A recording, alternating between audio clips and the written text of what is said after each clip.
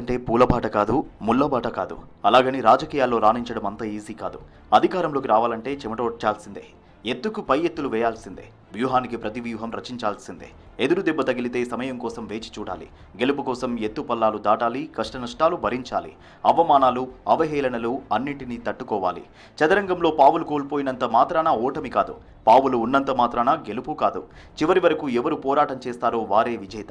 అందుకే రాజకీయాన్ని చదరంగంతో పోల్చారు పొలిటికల్ ఎక్స్పర్ట్స్. పురుషులకే సాధ్యం కాని ఈ పొలిటికల్ రేస్లో మహిళలు నిలదొక్కుకోవడం అంటే దానికి గట్స్ ఉండాలి. ప్రస్తుత కాలంలో వీటన్నింటినీ తట్టుకొని రాజకీయాల్లో రాణించడమే కాదు, పార్టీలను లీడ్ చేసే సత్తా, గట్స్ ఉన్న మహిళా నేతలు ఎందరో ఉన్నారు.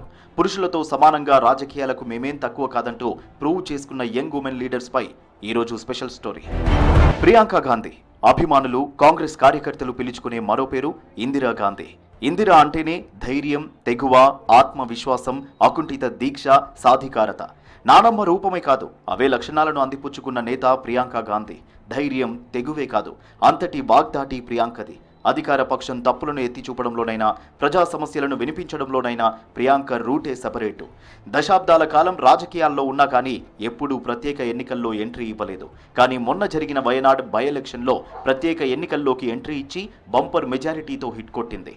1999 నుంచి కాంగ్రెస్ పార్టీలోనే ఉన్నా ఎప్పుడూ ఎన్నికల్లో పోటీ చేయలేదు. మొదట సోనియా గాంధీ కోసం అమేథీలో ప్రచారం చేసిన ప్రియాంక తరువాత కాంగ్రెస్ పార్టీ కోసం వివిధ రాష్ట్రాల్లో ప్రచారం చేసింది. కొన్ని రాష్ట్రాల అసెంబ్లీ ఎన్నికలకు ఇన్ఛార్జిగా ఉండి పార్టీని గెలిపించడంలో కీ రోల్ పోషించింది ప్రియాంక గాంధీ.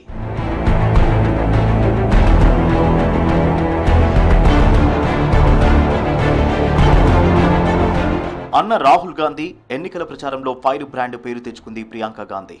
రాహుల్ గాంధీ భారత్ జోడో యాత్ర, భారత్ న్యాయ యాత్రలో పాల్గొని రాహుల్ గాంధీకి అండగా నిలిచారు. భారత్ జోడో యాత్ర మధ్యప్రదేశ్లో సాగుతున్నప్పుడు రాహుల్తో కలిసి నడిచారు.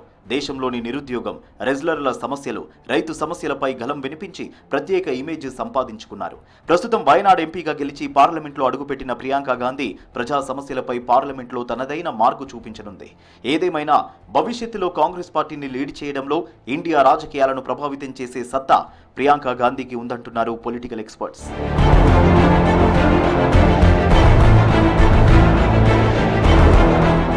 మెహబూబా ముఫ్తీ కాశ్మీర్ రాజకీయాల్లోనే కాదు, దేశ రాజకీయాల్లో తనకంటూ ఒక ప్రత్యేక స్థానాన్ని ఏర్పరచుకున్నారు. తండ్రి ముఫ్తీ మొహమ్మద్ సయ్యద్ రాజకీయ వారసురాలిగా రాజకీయ ప్రస్థానాన్ని ప్రారంభించిన ముఫ్తీ తరువాత కాశ్మీర్ అసెంబ్లీ ప్రతిపక్ష నేతగా, కాశ్మీర్ మొదటి మహిళా ముఖ్యమంత్రిగా పనిచేశారు.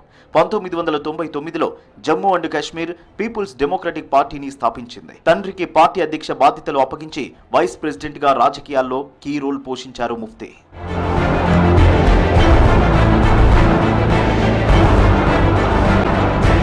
తండ్రి మరణంతో 2016లో ముఖ్యమంత్రి అయ్యారు మెహబూబా ముఫ్తీ. ముఖ్యమంత్రిగానే కాదు, మహిళగా పీడీపీ పార్టీని లీడ్ చేశారు ముఫ్తీ. జమ్మూ కాశ్మీర్ ప్రత్యేక హోదా రద్దును వ్యతిరేకించి 14 నెలలు గృహ నిర్బంధంలో ఉన్నారు. కాశ్మీర్ ప్రజల సంక్షేమమే ప్రథమం అన్నట్టు కాశ్మీర్కు ప్రత్యేక హోదా కల్పించే వరకు ఎన్నికల్లో పోటీ చేయనని ప్రకటించారు ముఫ్తీ. కాంట్రవర్సీ స్టేట్మెంట్లతో ఎప్పుడూ వార్తల్లో నిలుస్తుంటారు ముఫ్తీ. ఒక మహిళగా కాశ్మీర్ రాజకీయాలనే కాదు, దేశ రాజకీయాలను ప్రభావితం చేసిన వ్యక్తి. ప్రస్తుతం రాజకీయాలకు దూరంగా ఉన్న ముఫ్తీ కూతురు ఇల్తిజా ముఫ్తీ తన రాజకీయ వారసురాలుగా మొన్నటి ఎన్నికల్లో పోటీ చేశారు. ఇల్తిజా ముఫ్తీ గెలవకపోయినా రాబో కాలంలో పార్టీని, కాశ్మీర్ రాజకీయాల్లో తన మార్కు చూపిస్తుందంటున్నారు ఎక్స్పర్ట్స్.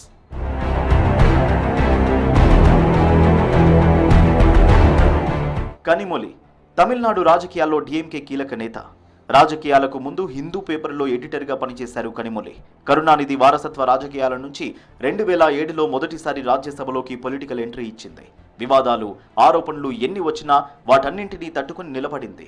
ఉత్తమ పార్లమెంటీరియన్ అవార్డు అందుకుంది కనిమొళి. రాష్ట్ర రాజకీయాల్లోనే కాదు, దేశ రాజకీయాల్లోనూ చురుకైన పాత్ర పోషిస్తోంది కనిమొళి.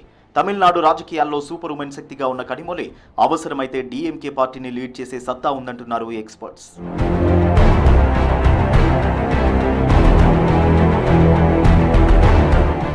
సుప్రియా సూలే మహారాష్ట్ర రాజకీయాల్లోనే కాదు, దేశ రాజకీయాల్లో పవర్ఫుల్ ఉమెన్ పొలిటీషియన్. రాజకీయాల్లోనే super most senior leader Sharad Pawar కూతురే సుప్రియా సూలే. తండ్రి వారసత్వంగా రాజకీయాల్లోకి ఎంట్రీ ఇచ్చిన సూలే 2006లో మొదటిసారి రాజ్యసభలోకి అడుగుపెట్టింది.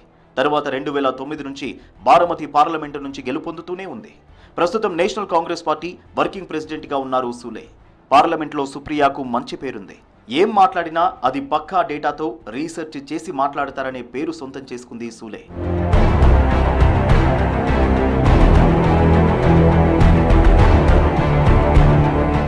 ఎన్సీపీలో చీలిక తర్వాత శరద్ పవార్ పార్టీకి సూలేనే దిక్కు. అజిత్ పవార్ మొన్నటి అసెంబ్లీ ఎన్నికల్లో సత్తా చూపెట్టాడు. పవర్ మానియా వర్కౌట్ కాలేదు. భవిష్యత్తులో పార్టీని ముందుకు నడిపించాలన్నా, ఇప్పుడు పార్టీ సంక్షోభం నుంచి గట్టెక్కాలన్నా సూలే నాయకత్వమే పార్టీకి అవసరం. శరద్ పవార్ డైరెక్ట్ రాజకీయాలు చేసే టైం అయిపోయింది. రిటైర్మెంట్ స్టేజ్లో ఉన్నారు. ఇప్పుడంతా సుప్రియా సూలే చూసుకోవాల్సిందేనని అంటున్నారు ఎక్స్పర్ట్స్. అజిత్ పవార్ను ఢీకొట్టాలంటే సూలే సూటబుల్ లీడర్ అంటున్నారు పార్టీ కార్యకర్తలు. మహారాష్ట్ర రాజకీయాల్లో తనకంటూ ప్రత్యేక స్థానాన్ని సంపాదించుకున్నారు సూలే.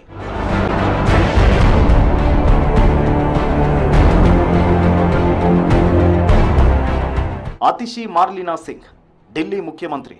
దేశ రాజధాని రాజకీయాల్లో పెద్దగా పరిచయం అక్కరలేని పేరు. 2015 నుంచి 2018 వరకు మంత్రి మనీష్ సిసోడియాకు సలహాదారుగా పనిచేసిన అతిషి తర్వాత ఎడ్యుకేషన్ మినిస్టర్గా ఢిల్లీ ప్రభుత్వ పాఠశాలల రూపురేఖలనే మార్చేసింది.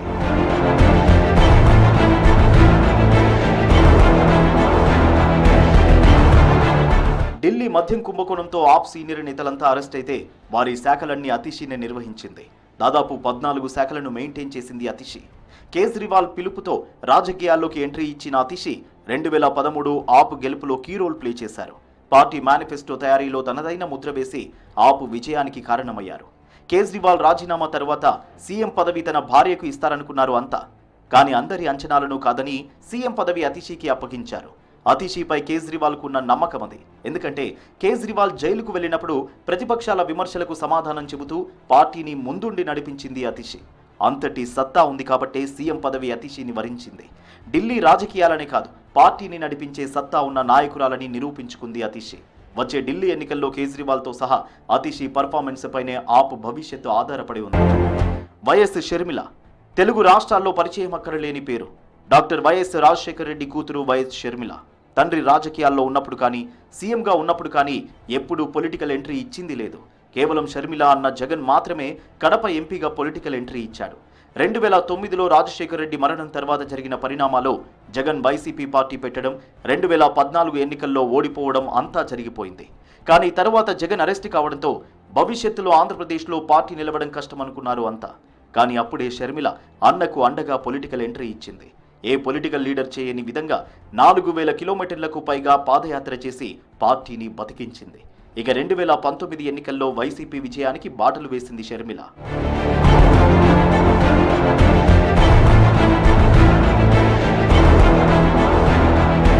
జగన్ సీఎం కావడం తర్వాత కుటుంబ తగాదాలు ఏం జరిగాయో తెలియదు కానీ షర్మిల ఆంధ్ర నుంచి తెలంగాణకు మఖం మార్చింది. వైఎస్ఆర్ తెలంగాణ పార్టీని స్థాపించి తెలంగాణలోనూ 3000 కిలోమీటర్లకు పైగా పాదయాత్ర చేసింది. ఇక్కడ పొలిటికల్ సర్కిల్లో ఆంధ్ర అన్న ఒక్క మచ్చ తప్ప కేసీఆర్ను విమర్శించడంలో, కేసీఆర్ తప్పులను ఎత్తి చూపడంలో ప్రధాన ప్రతిపక్షాల పాత్రను షర్మిల పోషించింది.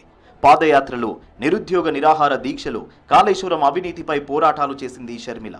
తర్వాత జరిగిన పరిణామాలు పార్టీని కాంగ్రెస్లో విలీనం చేయడంతో ఆంధ్ర రాజకీయాలకు షిఫ్ట్ అయ్యారు షర్మిల. ప్రస్తుతం జాతీయ పార్టీ కాంగ్రెస్కు ఏపీ అధ్యక్షురాలిగా బాధ్యతలు నిర్వహిస్తున్నారు షర్మిల.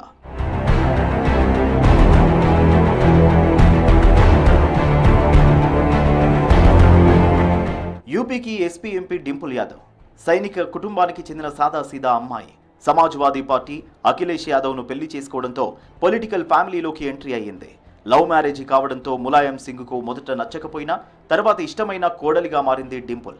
ఇంట గెలిచి రచ్చ గెలవాలి అన్నట్టు ములాయం, అఖిలేష్ తండ్రి కొడుకుల మధ్య రాజకీయ విభేదాలను పరిష్కరించింది. రాజకీయంగానూ తనకంటూ ప్రత్యేక స్థానాన్ని సంపాదించుకుని ఇంట బయట ఫుల్ మార్కులు కొట్టేసింది. కుల సమీకరణాలకు పుట్టినిల్లైన యూపీ రాష్ట్రంలో బలమైన నాయకురాలిగా ఎదిగింది. చూడడానికి సింపుల్గా కనిపించిన స్టేజీ ఎక్కిందంటే తన వాక్చాతుర్యంతో అందరినీ ఆకట్టుకునే మేధావి.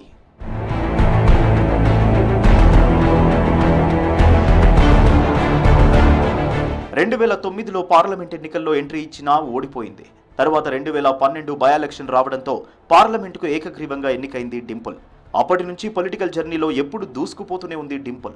భర్తకు అండగా 2017 ఎన్నికల్లో ఒంటరిగానే ప్రచారం చేసింది. దాదాపు 20కి పైగా బహిరంగ సభల్లో, ర్యాలీల్లో పాల్గొంది. యూపీ రాజకీయాల్లో తనకంటూ ప్రత్యేక గుర్తింపు తెచ్చుకుంది డింపుల్. అనుకోని సంఘటనలు ఎదురైతే పార్టీని లీడ్ చేసే సత్తా ఉన్న పవర్ఫుల్ లేడీ డింపుల్ యాదవ్.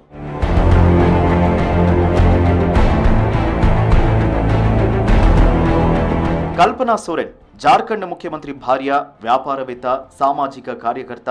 ఏడాది క్రితం వరకు పెద్దగా పరిచయం లేని పేరు. కానీ ఇప్పుడు ఎమ్మెల్యే, పార్టీలో కీలక నేత. అన్నింటికీ మించి భర్తకి తిరిగి సీఎం పీఠం దక్కేలా చేసిన ధీర వనిత. ఒక్క ఏడాదిలోనే ఒక సాధారణ మహిళ నుంచి శక్తివంతమైన మహిళగా ఎదిగింది కల్పనా సోరెన్. 2 పిల్లలు, ఆదరించే కుటుంబం, భర్త సీఎం, అంతా ఆనంద జీవితమే. కానీ అంతలోనే హేమంత్ సోరెన్ అరెస్ట్. అప్పుడే రాజకీయాల్లోకి అడుగుపెట్టారు కల్పన. అందరూ నెక్స్ట్ సీఎం కల్పనే అన్నారు. కొందరు ఆమెకు ఏం తెలుసు రాజకీయాలని విమర్శించారు. అవేమీ పట్టించుకోకుండా జార్ఖండ్ రాజకీయాల్లో తన మార్కు చూపెట్టింది కల్పనా సోరెన్. హేమంత్ అరెస్టుతో పార్టీ చీలుతుంది అనుకున్నారు అంతా. కానీ కల్పన ఒకవైపు పార్టీని నడిపిస్తూనే మరోవైపు భర్తను విడిపించడం కోసం న్యాయ పోరాటం చేసింది.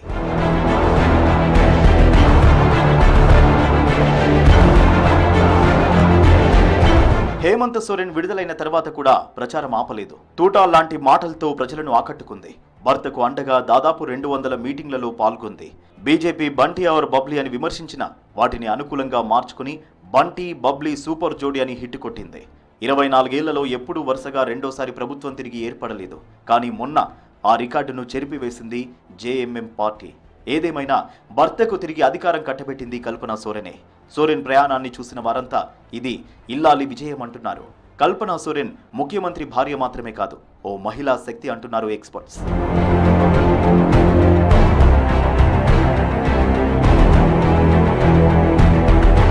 రాజకీయం అంటేనే వ్యూహాలు, ప్రతివ్యూహాలు.